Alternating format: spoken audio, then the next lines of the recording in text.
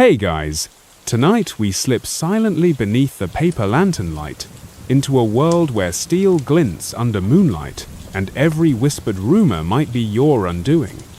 You've just arrived in Sengoku-era Japanthe Warring States period, and if you're hoping to get cozy, maybe pick up a nice government job or open a tofu shop. Well, tough luck. This is a time when samurai roam in packs, loyalty is traded like rice, and betrayal? That's just breakfast. So, before you get comfortable, take a moment to like the video and subscribe, but only if you genuinely enjoy what I do here. And while you're at it, tell me where you're tuning in from and what time it is where you are.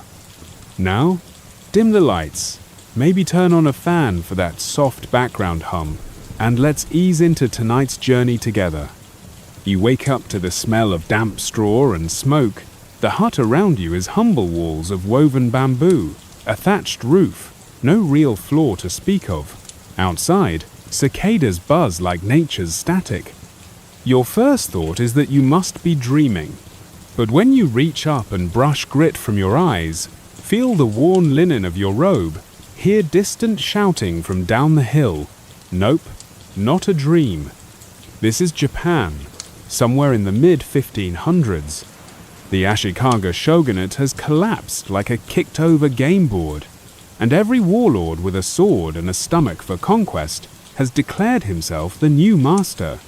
You're in the middle of a country where every province is its own armed camp, and every road might lead to an ambusher, a battlefield. Let's be clear, you probably won't survive this, unless you're cunning, lucky, incredibly disciplined, or willing to do things that might not sit well with your future conscience. But let's assume you want to try. You peek out of your hut. It sits on a hillside above a narrow rice valley. Mist curls around the trees. Men with swords reel swords march past on the lower road, their armor clinking softly, their faces blank. They're not here for you. Yet, the local lord, or daimyo, has been conscripting men for months. Not just warriors, farmers, coopers, even temple boys. If you're old enough to hold a stick, you're old enough to die with it. And it doesn't matter if you're noble or peasant. Sengoku warfare makes little distinction. Mainstream historical fact? From 1467 to around 1600, Japan experienced near constant military conflict. Clans rose and fell by the season. Loyalty to a lord wasn't a choice, it was expected, enforced, and absolute. Betray your daimyo, and your entire family could be erased. But follow him into battle, and you might still end up with a spear in your chest. But here's the fringe detail that doesn't make it into most textbooks. During these chaotic years, it wasn't unusual for a peasant to become a samurai. And not in some dramatic, sword-prophesied anime way. Just slowly. You show loyalty, carry a banner, survive a few battles, get noticed. Before long, you're wearing a helmet that doesn't fit and trying to remember the etiquette for not offending your superior when your mouth is dry from fear. Historians still argue whether this kind of upward mobility was common or just a rare side effect of the chaos. Some say Sengoku Japan broke class barriers out of necessity. Others argue that the social order, while stressed, remained rigid underneath the battlefield churn. But either way, there's one thing you'll learn quickly. Your class doesn't protect you. Neither does your name. What matters is your usefulness. You decide not to linger. Staying put makes you look suspicious. Wandering aimlessly makes you look like a spy. So you do what any sensible person would do. Find work that puts you near power, but not too near. Maybe you volunteer at the local shrine sweeping leaves, hauling buckets. Priests don't ask questions. Or you follow a group of merchants, pretending to be a porter. You keep your head down, listen more than you talk, and learn the names of those in charge. That old man with the rice account book? He can get you an audience with the castle steward if you can convince him you're worth feeding. By night, you sleep lightly. The sounds of the countryside are both beautiful and terrifying. Frogs croak in the paddies, but so do bandits, Ronin, and deserters. One night, you wake to distant screams. The village over the hill is burning. No one speaks of it the next day. You learn not to ask. Every day is a small calculation. Where can I walk? Who should I bow to? When do I stay silent? And when do I offer a helping hand? It's not just about staying alive, it's about staying relevant. You're a piece on a board full of changing alliances, secret messages, and petty revenge. And sometimes, the most powerful move is to do nothing at all. Still, there's a strange rhythm to this life. The rituals, the discipline, the ever-present possibility that you might rise or fall based on a single moment of courage or cowardice. You get used to the taste of millet, the creak of sandals, the smell of your own nervous sweat. You learn to read a man's posture before he speaks, to kneel without groaning, to pass by a sword rack without making eye contact, and slowly, without realizing it, you start to belong. That's the trick. You're not a samurai. Not yet. But you've learned how to live in their world without getting skewered by it. You blend in. You nod at the right times. You carry messages between officers without ever opening them. And one day, a soldier tosses you an extra rice ball at breakfast and says, "You again? Still alive?" It's almost a compliment. You're not sure how long you've been living like this, floating somewhere between servant and observer, watching the gears of war turn around you, but it's enough to understand one unspoken rule. Where you're born determines how much of your own fate you get to decide. And you? You weren't born into a palace courtyard, cradled in brocade. You were born in dust. Whether you came squalling into the world in a tiny fishing village by the inland sea, or in a mountain hamlet only monks remember, the story starts the same. Someone cut the cord, muttered a prayer to the kami, and hoped you'd live long enough to be useful. Tonight, you're going to learn exactly what it means to be born into medieval Japaninto, a world where you must fight for survival, but not always with a sword. In this time and place, social class isn't just a label, it's architecture, it's the air you breathe, samurai at the top, peasants and artisans below them. Merchants even lower, because money is suspect. And then way down in the basement, those considered untouchable, doing work no one wants to admit needs doing, tanning leather, butchering animals, clearing human waste. You didn't choose your floor on this social building, but that doesn't mean you can't find a staircase. Mainstream fact? By the Sengoku period, the samurai class was solidly established as the elite ruling warriors. But being born a samurai didn't mean you were instantly powerful. In fact, a low-ranking samurai often lived worse than a successful farmer. Many were little more than retainers with a fancy title, scraping by on rice stipends and family pride. Let's say you were born into a samurai household. Congratulations! Now prepare to spend the next 15 years being treated like a fragile heirloom crossed with a potential liability. Your father is rarely home. When he is, he expects silence, respect, and flawless tea service. Your mother's job is to manage the household and produce more sons. You spend your childhood balancing calligraphy practice, sword drills, and not upsetting your elders. Crying is weakness. Laughing too loudly is rudeness. Asking why is dangerous. There's a wooden sword in your hand before you can form proper sentences. Not because you'll be dueling in the street, but because posture, stance, and control are your inheritance. Your life is training. You don't get to be a child, you get to prepare to be a tool. Now, if you were born a peasant, things look different, but not necessarily worse. You're useful immediately. You learn to plant rice, mend baskets, wake before dawn. There's no shame in hard work. In fact, your village might be better off than the samurai estate up the road. After all, rice doesn't grow on pride. And here's your quirky tidbit. During times of war, daimyo often protected their peasant populations better than their samurai. Why? Because dead farmers don't plant crops. And no crops mean no food for the army. In some cases, peasants had more security than low-tier warriors because they were economically essential. Historians still argue whether peasant life was always miserable. Yes, taxes were brutal. Yes, famine was common. Yes, your teeth would probably fall out before 30. But there's evidence of festivals, communal support, and even legal petitions from villages that suggest life wasn't pure suffering, just structured, unforgiving, but with moments of joy. Either way, your options are limited.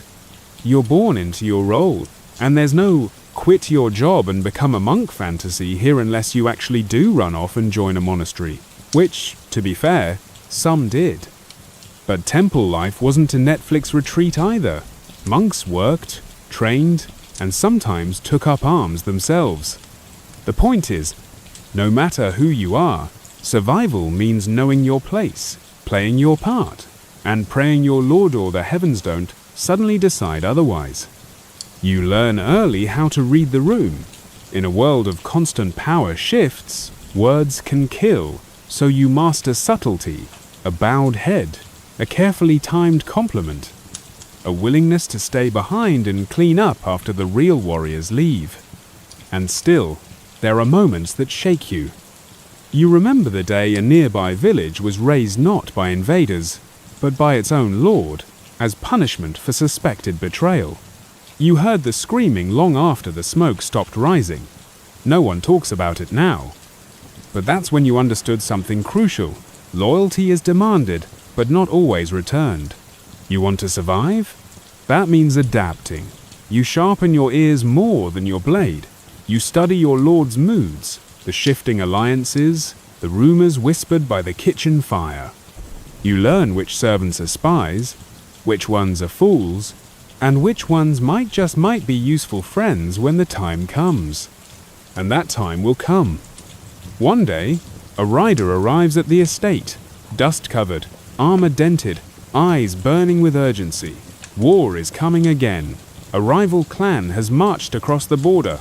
Your daimyo will ride at dawn. Everyone must prepare. If you're samurai, your training finally matters. If you're a servant, your workload triples. If you're a peasant, well, start hiding anything valuable. Maybe consider sending the children into the hills. Because in Sengoku, Japan, war is the only reliable season. It always comes back around. And you? You'll have to decide whether to follow your lord or disappear before it's too late. Dawn arrives cloaked in mist, and you're already awake. You've been up for hours, lacing up your hakama with hands that tremble slightly, not from fear, not exactly, from the weight of what you're about to face. Because today, you walk into the presence of your daimyo, the lord you serve, and fear, often at the same time. It starts with silence. You kneel with the others in the audience, chamberstone-faced samurai, some your peers, some older and etched with scars. Servants have swept the floors so clean you can smell the cedar. A single paper screen slides open with a hiss, and he enters, not like a godbutt close. Dressed in layers of dark silk, hair oiled and bound, a pair of attendants at his sides. His eyes sweep the room like a blade. You bow, hard, forehead to tatami. You're not just showing respect, you're protecting yourself. Because in Sengoku-era Japan, being in the wrong place at the wrong time with the wrong facial expression can end your story with one casual gesture from this man. The daimyo is not your friend. He is not your boss in the modern sense. He is absolute authority, judge, commander, father figure, and if necessary, executioner. You swore fealty to him when you were barely old enough to grip a practice sword. He rewards loyalty and punishes hesitation. Mainstream historical fact, daimyo were powerful feudal lords who controlled vast swaths of land and maintained their own armies of samurai. During the Sengoku period, Japan had over 100 daimyo vying for dominance, forming alliances, breaking treaties, and backstabbing like it was a national sport. The shogun's power was largely symbolical control, rested with whichever warlords had the most steel and the fewest scruples. Your daimyo is clever and cruel when he needs to be. You've seen him execute a retainer for failing to deliver a rice shipment. You've also seen him smile and write poetry under a plum tree. Which one is real? Both. Being useful is your only shield. If you can offer sound advice, clean reports, and a blade that doesn't shake, then you have value. But value is temporary. The moment your usefulness wanes, so might your next security. You learn to read moods like weather patterns, the slight narrowing of his eyes, bad news, a too calm voice, worse. If he asks you a question, respond with humility and confidence, but not too much. You're not here to shine, you're here to reflect his brilliance. And yet, you respect him. How could you not? He survived ambushes, assassins, betrayal by his own brother. He's conquered 3 provinces and built a castle where none stood before. He is ruthless, yes, but also strategic, and he pays attention every good daimyo does.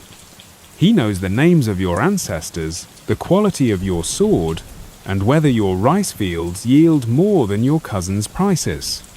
Here's your quirky tidbit.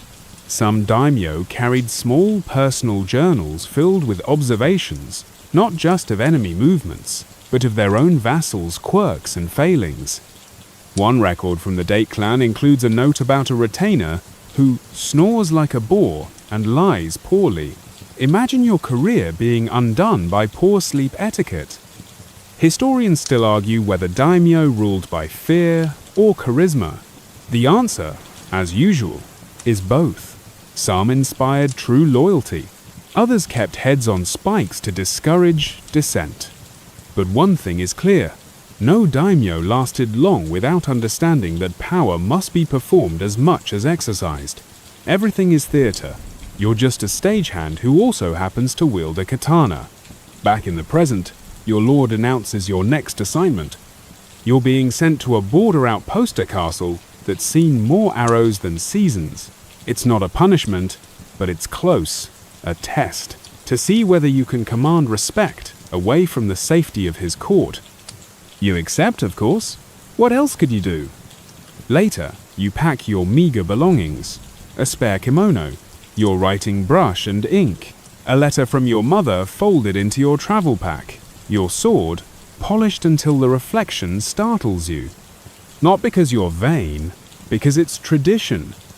The road ahead is long and littered with failed ambitions. You've heard of samurai who left court in disgrace and were never seen again. Some became bandits, others took up the monk's path. A few even changed names and vanished into the peasantry, living the rest of their lives in anonymity watching rice grow instead of spilling blood. That won't be you, not if you can help it. When you arrive at the castle outpost, the walls are sagging, the moat barely wet. The commander there eyes you with something between pity and amusement. "More politics," he says, slapping your shoulder. "Try not to die too quickly." You nod, smile, then spend the night memorizing every inch of the castle's defenses, weak walls, undermanned watchtowers, food stores that would barely last a siege. In other words, an opportunity.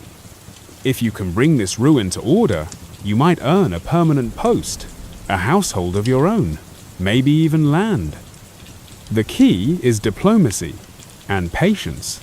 The men stationed here aren't loyal to you, they're loyal to their pay, their stomachs, and whatever old rivalries they still carry.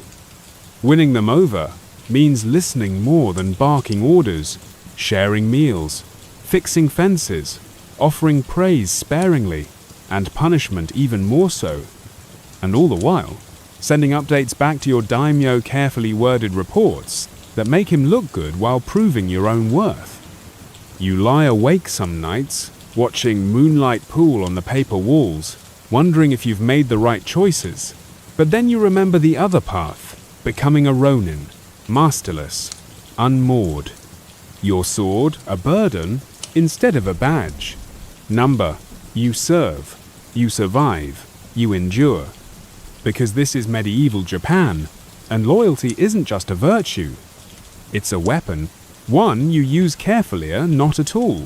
You begin your day before the roosters. Not because you're trying to impress anyone, but because that's what's expected. A samurai who oversleeps isn't a samurai for long. You rise on a straw mat in a room barely large enough to turn around in, slide open the shoji panel, and step out into the morning mist. Your feet are cold, your thoughts are colder. Today's schedule begins with the thing you dread most, training. Not the glamorous kind, mind you. There are no epic duels with poetic shouting or dramatic gusts of wind lifting your robe. No one is watching you with awe as you slice a falling leaf in mid-air. Instead, you begin with calligraphy. You sit with a stiff brush and copy line after line of formal kanji proverbs, war codes, bureaucratic titles. You try not to smudge the ink, though your hand cramps halfway through the second scroll. Mainstream historical fact. All samurai were expected to master both the sword and the pen. It wasn't enough to be lethal, you also had to be literate. Writing was how you recorded oaths, drafted reports, or sent politically sensitive messages. A samurai who couldn't write was a liability. A samurai who couldn't write beautifully was just embarrassing. The sword comes later, but even then, your practice is less about flashing steel and more about controlled repetition. You and a dozen others line up in a gravel courtyard and perform the same kata movements over and over until your shoulders ache and your wrists hum. There's no music, no cheers, just the shuffle of sandals, the hiss of robes, and the occasional bark of a trainer correcting someone's stance. Lower, he snaps at you. Your hips are too proud. You fix it. Again and again. Your body aches, but you don't stop. Because in medieval Japan, training wasn't about glory, it was about discipline. You trained so hard, so often, that your body responded without thinking. Drawing your sword was supposed to be like blinkinga, reflex drilled into your bones. That sounds poetic. In reality, it's exhausting. Then comes the lecture. You sit in the dojo while a senior retainer speaks about etiquette. How to bow, when to speak, where to place your fan, how many paces to walk behind your lord, how many sips of sake before it's polite to stop, how to sit during a funeral, how to kneel without making noise. Quirky tidbit, one daimyo was so obsessed with silence that his servants trained for months to fold letters without making a single sound. You try doing that when your fingers are numb and your sleeves are twice the length of your arms. Historians still argue whether this intense etiquette training was meant to build respect or just suppress individuality. Some believe it was a necessary system for maintaining order in a rigidly hierarchical society. Others think it was social theatre everyone playing their part to maintain the illusion of harmony while quietly hating each other. Either way, you master it. Eventually, there's a phrase you learn early on, Bamburyodo, the dual path of the pen and the sword. It's not just a cute slogan, it's a mandate. If you write badly, your ideas seem weak. If you fight sloppily, your body seems disloyal. Your lord expects both from your fine execution and absolute control. So after hours of scrolls and swings and scolding, you're granted 1 hour of what they call rest. You sit with a few others in a wooden room where the breeze comes through paper-thin walls. You drink bitter tea. You stare at the koi pond. You say almost nothing, because here, even resting is a performance. There's a boy beside you, maybe 14, with calluses on his knuckles and ink stains on his sleeves. You don't know his name. But when the tea is served, you both bow at the same angle, lift the cup the same way, and sip in perfect silence. You're from different families, possibly rival provinces. But here, in training, you are nearly identical, almost interchangeable. That's not an accident. The system wants you that way. In the afternoon, you are called to observe a sword polishing session. Not to wield, just to watch. Because the sword, they remind you, is not just a weapon, it's your soul. A reflection of your discipline, and if you polish it badly, you might as well have none at all. The polisher speaks very little, but the room is tense. He works the blade against stone, cloth, and water, like it's a sacred ritual. And in a way, it is. A sword wasn't just owned, it was named, recorded, sometimes even mourned if broken. Losing your sword meant more than losing a fight. It meant you'd lost a piece of yourself. You take all this in and bow when it ends. Then you're off to clean the latrines. Yes, really. Even samurai must learn humility, you're told. So you scrub with a rough cloth, your sleeves tucked up, breathing through your mouth, while a senior watches from the doorway. No shortcuts, no complaints. Later, when you return to your quarters, you find a new scroll waiting on your mat. It's a poem, copied in neat hand, probably from your mentor. It reads, "A crooked tree grows still, unseen among the pines. Not because it hides, but because it waits for wind. You fold it carefully and tuck it into your sleeve." The day ends with chanting. You kneel with the others and recite old war codes, pledges, death poems. Not because anyone expects you to die tomorrow, but because you should always be ready. That's what it means to train without glory, to move with precision, to bow with meaning, to speak in half sentences and full silences, to wear your sword not for fame but for duty. You lie down on your mat again, too tired to think, but not too tired to remember. You're still not a Ronin. You're still serving, still surviving. One ritual at a time. It's just a cup of tea. That's what they tell you. What they repeat over and over, like it's a calming mantra. Like the tea ceremony is some peaceful interlude in a chaotic world, a quiet break, where enemies can sit face to face and pretend everything's fine. But you know better now. You kneel with aching knees on a tatami mat in a room so quiet, you can hear the faint creak of the wood as your host shifts. Outside, the wind stirs the leaves in the garden. Inside, the only sounds are the chime of bamboo, the whisper of silk, and your heart thudding in your chest. The tea ceremony isn't just tea. It's theatre. It's a battlefield with lacquered bowls instead of swords, and one misplaced glance could cost you your life. Mainstream historical fact, the Japanese tea ceremony, or chanoyu, was deeply intertwined with samurai culture, particularly during the Sengoku period. It wasn't merely a social ritual, it was political strategy. The placement of the utensils, the order of the guests, even the texture of the tatami could signal trust or betrayal. You sit as a guest today. That's supposed to be easier. You only have to bow, sip, and remain exactly as neutral as the ceramic cup in your hands. No offense, no favor. Just enough presence to be remembered, not enough to be considered a threat. Your host, a senior samurai in another daimyo's service, smiles as he stirs the green powder. His hands are elegant, his eyes are unreadable. You wonder what he knows about you, why you were invited here, why the second cushion in the alcove is empty. The tea is served. You bow, you lift the cup with both hands, rotate it, sip slowly. It's bitter, earthy, perfectly made.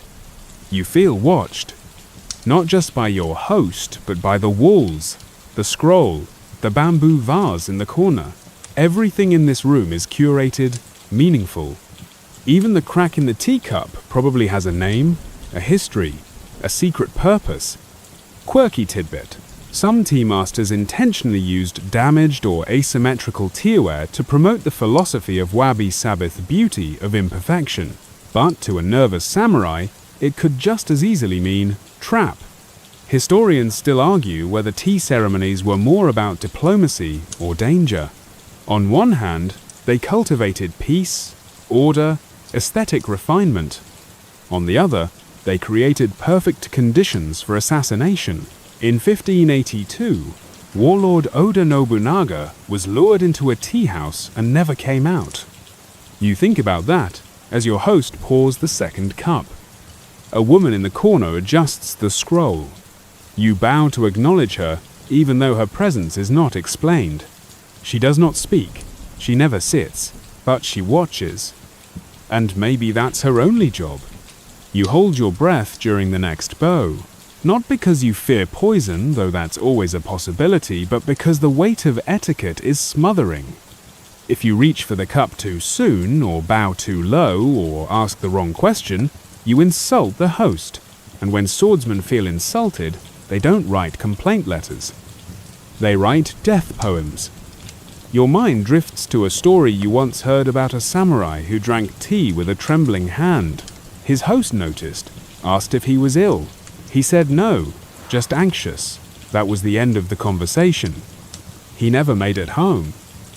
You wonder if that story's true, but you don't ask. Instead, you sit, spine straight, eyes lowered, and sip the second cup. You've made it this far without becoming a Ronin, without disgrace or exile. But here, in this little room of steam and silence, you realize that survival isn't about war or rank. It's about reading people, knowing when to speak and when to vanish. Tea houses aren't for loud voices.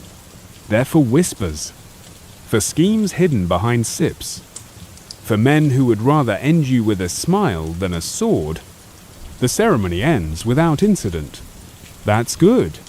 Your host thanks you with a phrase so polite, you can't be sure if it's sincere or sarcastic. You thank him with one equally ambiguous. Outside, the air feels sharper. You didn't die in there, but you didn't win either.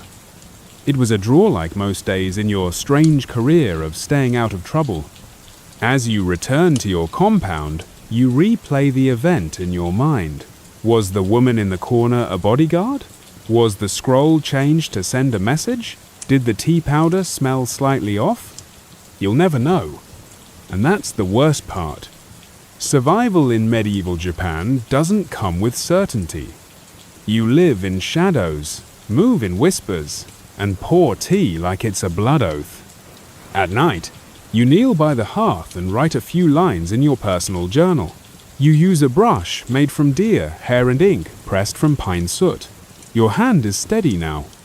You write, "The blade unseen is still sharp. The hand extended may hide a chain. The tea was bitter, but I drank it." Then you sleep. If you're lucky, your host does not summon you tomorrow. You wake to the sound of crows. Always crows, as if the land itself has a sense of humor, dark, repetitive, and loud. They gather on rooftops, perch in skeletal pines, circle above the rice fields like tiny grim reapers with feathers. One of them croaks in a voice that sounds disturbingly like your uncle's snore. You toss a pebble in its direction. It doesn't move. You admire its nerve. And then the messenger arrives. He wears the crest of your lord's house, your daimyo, the man who holds your fate in his ink-stained fingers. The scroll is sealed in red wax and tied with hemp string. It's not thick. That's either good news or your invitation to ruin.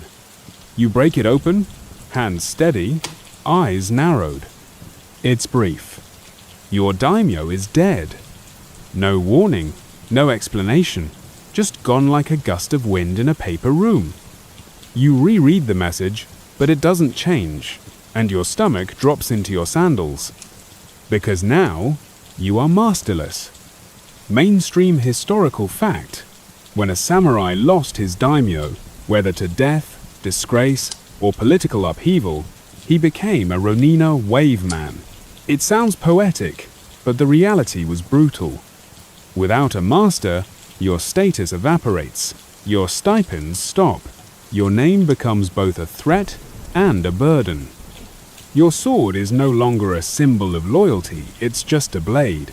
And people look at blades differently when they don't know who commands them. Some Ronin found new patrons. Others turned to crime, mercenary work, or wandered until they wasted away. But all of them shared the same shadow, dishonor. You were never ambitious. You didn't crave battle or glory or poems written about your last stand. You just wanted to keep your head down, serve faithfully, die quietly in old age. Not go out like a stray dog in a ditch. But now you're in the trap. The Ronin trap. Quirky tidbit. During the Edo period, well after your time, some Ronin survived by opening sword schools or writing books on Bushido. One even became a calligraphy tutor to bored noblewomen. Imagine going from battlefield to fanfold paper. History has a sense of irony. But you're still in the Sengoku era, and things aren't nearly so polite. You pack what little you have spare robes, a jar of pickled radish, your practice scrolls. You strap your sword across your back. Awkward but necessary. A sword at the hip says, I serve. A sword on your back says, I might serve someone else or no one. You hope no one asks. As you walk away from your former lord's compound, you avoid the main roads. Too many patrols, too many rumors. A man with no crest is either prey or predator, and neither suits you. You pass through village after village, eyes down, posture humble. You help an old farmer lift a bag of rice. He doesn't ask your name. That's a kindness. You sleep beneath trees, on temple steps, in empty barns when you're lucky. You eat what's offered. You never ask twice. Historians still argue whether Ronin like you were doomed by honor or by economics. Some say the strict code of loyalty made flexibility impossible. Others believe the system itself created too many samurai for too few seats at the table. You're inclined to believe both. Honor is expensive, and no one wants to hire a sword they can't trust. At a roadside shrine, you light incense for your former daimyo. It's not for him, it's for you. A ritual, a tether, something to say you were once part of something greater. Then you meet another Ronin. He's leaning against a tree, sharpening his blade on a smooth stone. His clothes are faded, but his eyes are sharp. He doesn't smile, just nods. Where's your lord, he asks. Gone, you say? Yours? Never had one, he replies. That's worse. He offers you sake, which you accept. It tastes like regret. The two of you sit without speaking for a while, watching the dusk settle into the branches like ash. He finally speaks again. You gonna find a new master? You shrug. If one finds me. He chuckles. Then you're already dead. There's a long pause. Want some advice? He says. You nod. Don't look like you want something. That's when they strike. Stay still. Stay useful. Don't talk too much. Don't win too much. Don't lose too much either. You nod again. Then he stands, brushes off his pants, and disappears into the darkness like a fox. You don't see him again, but his words follow you. Over the next few weeks, you work odd jobs guarding rice, delivering scrolls, even helping a shrine repair its roof. You don't speak of your past. You offer polite bows and precise work. You never draw your sword. You never mention your name. And slowly, the rumors fade. You're not a Ronin anymore. You're just a man who knows how to survive. At night, you practice calligraphy by lantern light, one stroke at a time. Quiet, deliberate. You write the word shadow over and over until it feels like home. In the morning, you bow to the sun, breathe the mountain air, and move one step closer to a life that might never be legendary but might, if you're careful, be yours. You keep moving, because stillness in this era, especially for a masterless samurai, is an invitation for trouble. And the road, for all its discomfort, has one advantage. It keeps your past a few paces behind. But trouble doesn't need your name to find you. There's a town near the fork in the river, a cluster of homes behind a torii gate leaning like it's had too much sake. You arrive with the dust of 2 days walking in your sleeves and the taste of stale rice in your mouth. Your goal is simplerest. Maybe sharpen your blade, eat something not pickled. You make it 2 steps past the gate before someone calls you out. You the samurai without a crest. The voice is sharp, young, a little eager. You turn. He's maybe 16. His armor doesn't fit quite right, and his sword belt hangs too low, but his eyes are burning. You know those eyes. You've had those eyes. They belong to someone with something to prove. Care to test your skill? He says. You sigh internally, not because you fear the duel, but because you already know how it ends. Either you embarrass him, and his friends follow with blades drawn, or you lose on purpose and carry a new limp for a week. You raise your hands in mock surrender. I only fight ghosts these days, you say, and they rarely draw first. Laughter from the crowd, small but enough to distract him. He scowls, mutters something about cowards, and lets you pass. That's close. Too close. Mainstream historical fact. In the later Sengoku period, many Ronin drifted from village to village. Some were mercenaries, others were beggars. But some, like your young challenger, romanticized the way of the sword. Dueling became an unofficial sport. Winning gained fame. Losing often meant death. A few Ronin even kept score by notching kills into their blades. It was less Bushido and more ego with a katana. You find a spot at the edge of town to sleep, but your rest is short. Just before dawn, someone approaches your fire. Another Ronin, this one older, tired eyes, wrinkled hands. He doesn't sit, just watches. You didn't fight the boy, he says. I didn't need to. Good. He's already buried too. Quirky tidbit. Some Ronin formed unofficial dueling clubs, wandering groups who challenged each other constantly. One such circle in Kyoto reportedly used paper fans to choose opponents.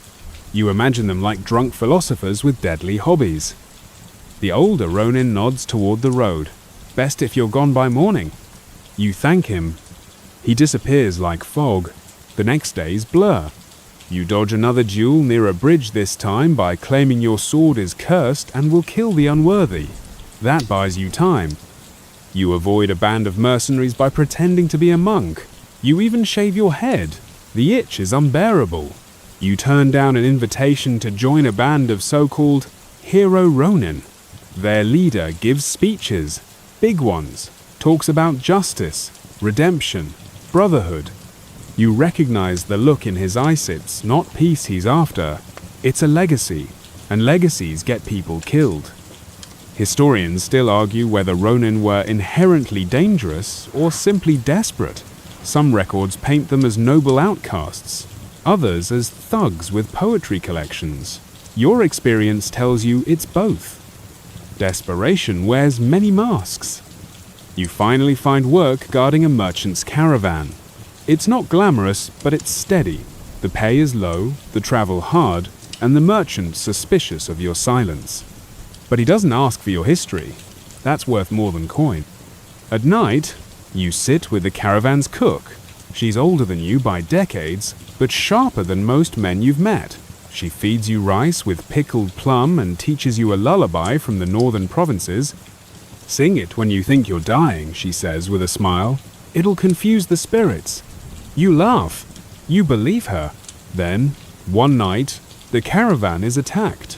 Not bandits, not soldiers, just hungry men. They don't wear armor. Their blades are rusty, but their eyes are hollow. You try to talk them down. One rushes anyway. You don't draw your sword. You use a bamboo pole from the cart. You knock him down, not fatally. The others hesitate. The merchant cowers. The cook sings that lullaby, quietly. And they leave. You've kept your promise to yourself. No drawn sword, no death, just survival. Later, the merchant offers you more coin to stay on. You decline. Because this life, this liminal existence between samurai and peasant, between honor and anonymity is starting to shape you. And you've started shaping back. You make small rules for yourself. Don't stay in one town too long. Don't let compliments stick. Don't eat meat before crossing a bridge. Don't carry more than one blade. Don't teach anyone too much. And don't ever duel for glory. Because glory is a ghost, and you've seen too many ghosts. The road grows quieter the further you travel east. You follow old footpaths between rice paddies and mossy shrines, where fox statues guard silence instead of people. These are lands too poor or too exhausted for war, though you sense its aftertaste in every abandoned home and overgrown field. You reach a small hamlet nestled between cedar-covered hills. There are only a dozen houses, a shrine with faded red paint, and villagers who pretend not to notice the sword at your side. You don't offer your name. You never do. But you help repair a collapsed roof. You fetch water from the stream. You bow low to the elder, who thanks you for chasing off a boar with nothing but a stick in your stare. And for once, no one asks who you served or why you drift. You stay. Mainstream historical fact. During the later Sengoku period, many Ronin found shelter in remote villages. With centralized control fractured, rural communities often welcomed skilled fighters, especially ones who asked for little and demanded less. A Ronin could become an unspoken guardian, a field hand by day, a quiet protector by night. You're not sure what you're becoming, but it's quiet work. The villagers plant by the moon and harvest with songs you've never heard. They offer food with both hands. They speak gently, even when angry. It feels like healing, or maybe forgetting. Then winter comes. It's harsher than expected. Early snow buries the roads. A sickness takes 3 of the elderly. Bandits desperate, ragged test the village one night. They don't get far. This time, you draw your sword, not to kill, just to show it. They recognize your stance, they leave. And suddenly, you're no longer invisible. The headman calls you Sensei. The children bring you charcoal sketches of tigers and dragons and ask for sword lessons. You hesitate, then teach them balance instead. First, you say, learn not to fall. They laugh, but they learn. Quirky tidbit. In remote provinces, some Ronin reinvented themselves as village yokai, men, part protector, part myth. One traveler wrote of a wandering samurai who never spoke, wore a rice straw hat over his face, and was said to wrestle bears. The villagers adored him. He mostly herded goats. You mend tools. You learn the names of local herbs. You help dig a new irrigation trench. You sleep through the night, often for the first time in years. But peace doesn't mean you stop watching. You know the Singsa merchant's cart with no wear, a visitor who carries no mud on his boots, the quiet that's too quiet. You teach the village to notice too, to use eyes like swords. One day, a man arrives dressed as a priest, but his prayers are memorized, not felt, his questions too pointed. You watch him, and when he leaves, you follow. You don't confront him, just make yourself seen. He doesn't return. Historians still argue whether the presence of lone samurai helped stabilize rural regions or spread paranoia. Some say they became local heroes. Others call them threats to order, ticking blades. You think, why not both? Because the world hasn't stopped moving, and soon it moves again. A letter comes, hand-delivered by a courier too young for such long miles. It bears a clan seal you recognize but hoped never to see again. Your old lord is dead. The family is fractured. Factions rise like mold in damp corners. Your name is whispered. He still lives, they say. He still serves honor. But you don't. Not anymore. Still, they want you. Not to lead, not to counsel, to fight, to show the banner that your blade still moves for duty. You stare at the letter long after the ink bleeds in the humidity. You don't burn it, but you don't answer it either. That night, the village hosts a moon viewing feast. Bamboo lanterns bob in the breeze, sake flows. The children sing their off-key sword balance chant. You join them, you even smile. Someone asks where you're from. You say, here, and mean it. And you know deep down that your peace has an expiration date. Because peace, in this age, is a borrowed, robe-warm, welcome, but never truly yours. Still, you wear it while you can. The next morning, you leave the letter on the shrine steps. You bow once and walk back to the fields. Because survival, in this era, isn't just avoiding blades. It's knowing when not to pick one up. The fields are whispering again. You can feel it in the grain. The wind moves differently when something's about to break. You watch the clouds gather over the mountains like messengers reluctant to deliver bad news.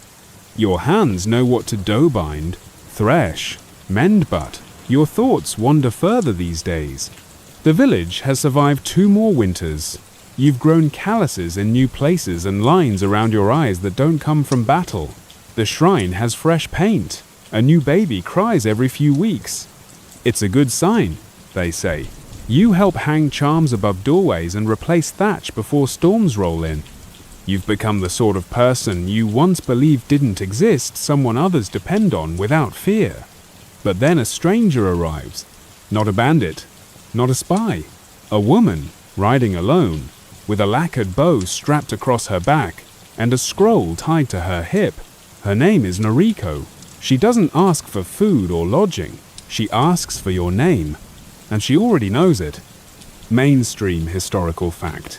While often overlooked, women played significant roles in Sengoku Japanate, just as wives and mothers, but as messengers, strategists, and even warriors in certain clans. The Onabugeisha, female martial artists of the samurai class, were trained in naginata and archery to defend their homes in times of war. Noriko speaks clearly, like someone used to command. Her scroll bears the crest of a daimyo you once fought beside, briefly before his downfall. It contains a plea not from a clan, but a family. A young heir is cornered by rivals. They need someone with honor, someone outside the court politics. You don't answer at first. Instead, you ask about her training, her path, her reason for trusting a half-forgotten Ronin with more ghosts than friends. She replies, because you're still alive, and that means you made the right choices. Quirky tidbit. Some stories tell of wandering sisters, female retainers who refused marriage or temple life, and instead traveled across provinces delivering secret messages or scouting for allies. One such legend involves a woman who used rice dumplings coated with knots to transmit battle plans. What looked like a snack was really a strategy. You agree to meet the boy. Just meet him, you insist. So, you travel together, Noriko and you, on foot and in silence more often than not. She tells stories with meaning tucked between the lines like the tale of a blind swordsman who could hear lies in a person's heartbeat. You respond with a parable of a fox spirit who protected a village from war by tricking generals into chasing illusions. She laughs, once, quietly. The castle ruins where the air hides are not impressive, more rock than wall, but the boy belly 12 bows so deeply his forehead hits the floor. His name is Ryosuke. He's thin, smart-eyed, and clutches a tanto like it might run away. You stay 3 nights, long enough to teach Ryosuke where not to stand in a fight, how to draw calmness like a blade, how to serve tea without spilling or trembling. He's a quick learner. You're a reluctant teacher. Historians still argue whether small regional families like Ryosuke's had any real chance of survival once the major clans began consolidating power under what would become the Tokugawa shogunate. Some claim these minor heirs were mere placeholders, doomed to irrelevance. Others argue they were the seeds of the local governance systems that helped Japan stabilize in peacetime. Noriko asks if you'll stay longer. You shake your head. I have roots, you say. They're in a village that doesn't know this world. You leave at dawn. No ceremony, no farewell.